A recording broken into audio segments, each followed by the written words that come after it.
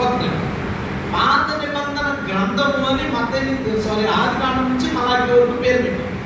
కానీ పాత నిబంధన గ్రంథంలో పాత నిబంధన అనేది ఒక పార్ట్ ఉంది. దాన్నే ధర్మశాస్త్రం అని అంటారు. ఇప్పుడు మీరు ఎప్పుడైనా బయటికి వెళ్ళినప్పుడు మన చర్చ్ మెంబర్స్ ఉన్నాం, కొంతమంది మీట్ అవుతారు. మీట్ అయ్యి వాళ్ళు ఏమంటారంటే, మీరు చర్చ్కి వెళ్తారా? వెళ్తాం. ఏ రోజు వెళ్తారు? ఆదివారం. ఆదివారం ఆమె బైబిల్ ఎట్లుంది? మీ ఆరాధన దినం ఆదివారం, ఆదివారం ఆరాధన దినం అని ఎట్లుంది? శనివారం ఆరాధించాలి అని రిఫరెన్స్ చేస్తాడు. విశ్రాంతి దినం గురించి చేస్తాడు. విశ్రాంతి దినం అయిన మర్నాడు ఆదివారం తెల్లవారుగా మాట ఉంది. కాబట్టి విశ్రాంతి దినం ఏ రోజు అప్పుడు?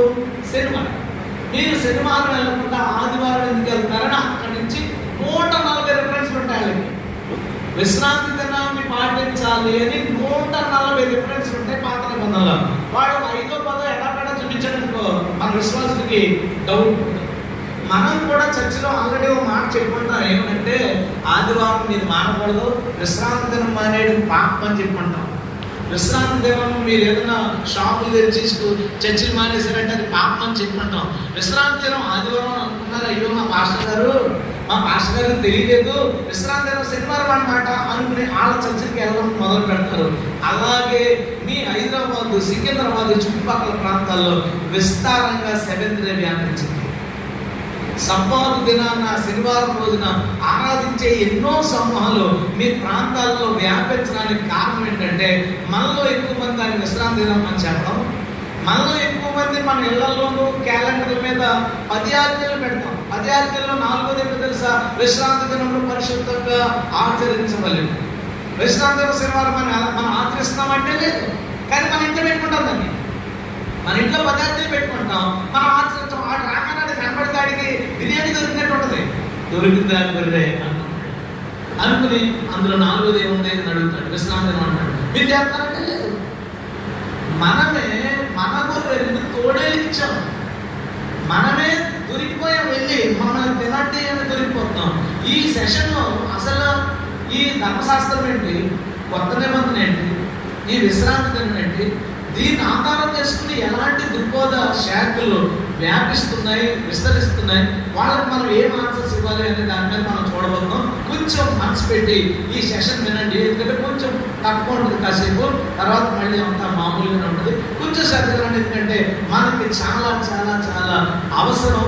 మనం అంటే మాకంటే ఎక్కువ మీకు చాలా అవసరం. మీ ప్రాంతాల్లో ఈ 7th డేని ఆధారం చేసుకుని బయటకు వచ్చిన కల్ట్స్ చాలా ఎక్కువగా వ్యాపించాయి. వాటి గురించి మీరు డెఫినెట్గా తెలుసుకోవాలి. పాత నిబంధన గ్రంథము అని ఆదికాండం నుంచి మలాకి వరకు పేరు పెట్టాం. కానీ పాత నిబంధన గ్రంథంలో పాత నిబంధన అనేది ఒక పార్ట్ ఉంది. దాన్నే ధర్మశాస్త్రం అని అంటారు. ఇప్పుడు మీరు ఎప్పుడైనా బయటికి వెళ్ళినప్పుడు మన చర్చ్ మెంబర్స్ ఉన్నాం, కొంతమంది మీట్ అవుతారు. మీట్ అయ్యి వాళ్ళు ఏమంటారంటే, మీరు చర్చ్కి వెళ్తారా? వెళ్తాం. ఏ రోజు వెళ్తారు? ఆదివారం. ఆదివారం ఆమె బైబిల్ ఎట్లుంది? మీ ఆరాధన దినం ఆదివారం, ఆదివారం ఆరాధన దినం అని ఎట్లుంది? శనివారం ఆరాధించాలి అని రిఫరెన్స్ చేస్తాడు. విశ్రాంతి దినం గురించి చేస్తాడు. విశ్రాంతి దినం అయిన మర్నాడు ఆదివారం తెల్లవారుగా మాట ఉంది. కాబట్టి విశ్రాంతి దినం ఏ రోజు అప్పుడు? శనివారం. మీరు శనివారం వెళ్ళకుండా ఆదివారం ఎందుకు వెళ్తారని అక్కడి నుంచి 140 రిఫరెన్స్లు ఉంటాయి. వాళ్ళకి విశ్రాంతి దినాన్ని పాటించాలి అని 140 రిఫరెన్స్లు ఉంటాయి పాత నిబంధనలో. వాడు 5వ 10వ ఎడపెడా చూపించడానికి మన విశ్వాసులకి డౌట్ ఉంటుంది.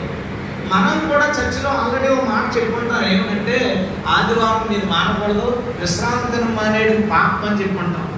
విశ్రాంతి దినం మీరు ఏదైనా షాపులు తెరిచి చర్చిలు మానేశారంటే అది పాపం అని చెప్పుకుంటాం. విశ్రాంతి దినం ఆదివారం అనుకున్నారు, అయ్యో మా పాస్టర్ గారికి తెలియలేదు, విశ్రాంతి దినం శనివారం అన్నమాట అనుకుని వాళ్ళ చర్చికి వెళ్ళడం మొదలు పెడతారు.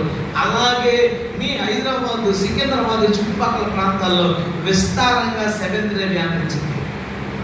సబ్బాతు దినాన శనివారం రోజున ఆరాధించే ఎన్నో సమూహాలు మీ ప్రాంతాల్లో వ్యాపించడానికి కారణం ఏంటంటే, మనలో ఎక్కువ మంది దాన్ని విశ్రాంతి దినం అని చెప్పడం, మనలో ఎక్కువ మంది మన ఇళ్లలోనూ క్యాలెండర్ల మీద 10 ఆజ్ఞలు పెడతాం. 10 ఆజ్ఞల్లో 4వది ఏంటో తెలుసా? విశ్రాంతి దినంలో పరిశుద్ధంగా ఆచరించవలెను. విశ్రాంతి దినం శనివారం మనం ఆచరిస్తామంటే లేదు, కానీ మన ఇంట్లో పెట్టుకుంటాం. దాన్ని మన ఇంట్లో 10 ఆజ్ఞలు పెట్టుకుంటాం, మనం ఆచరించాం. వాడు రాగానే కనబడికాడికి బిర్యానీ దొరికినట్టు ఉంటుంది. దొరికిందా బర్రే అనుకుని అందులో 4వది ఏముంది అని అడుగుతాడు. విశ్రాంతి దినం అంటాడు. మీరు చేస్తారంటే లేదు. మనమే మన గొర్రెల్ని తోడేలిచ్చాం. మనమే దొరికిపోయాం, వెళ్ళి మమ్మల్ని తినండి అని దొరికిపోతున్నాం. ఈ సెషన్లో అసలు ఈ ధర్మశాస్త్రం ఏంటి, కొత్త నిబంధన ఏంటి, ఈ విశ్రాంతి దినం ఏంటి, దీన్ని ఆధారం చేసుకుని ఎలాంటి దుర్బోధ శాఖలు వ్యాపిస్తున్నాయి, విస్తరిస్తున్నాయి, వాళ్ళకి మనం ఏం ఆన్సర్స్ ఇవ్వాలి అనే దాని మీద మనం చూడబోతున్నాం. కొంచెం మనసు పెట్టి ఈ సెషన్ వినండి, ఎందుకంటే కొంచెం తక్కువ ఉంటుంది కాసేపు, తర్వాత మళ్ళీ అంతా మామూలుగానే ఉంటుంది. కొంచెం శ్రద్ధగా, ఎందుకంటే మనకి చాలా చాలా చాలా అవసరం. మనం అంటే మాకంటే ఎక్కువ మీకు చాలా అవసరం. మీ ప్రాంతాల్లో ఈ 7th డేని ఆధారం చేసుకుని బయటకు వచ్చిన కల్చర్ చాలా ఎక్కువగా వ్యాపించాయి. వాటి గురించి మీరు డెఫినెట్గా తెలుసుకోవాలి.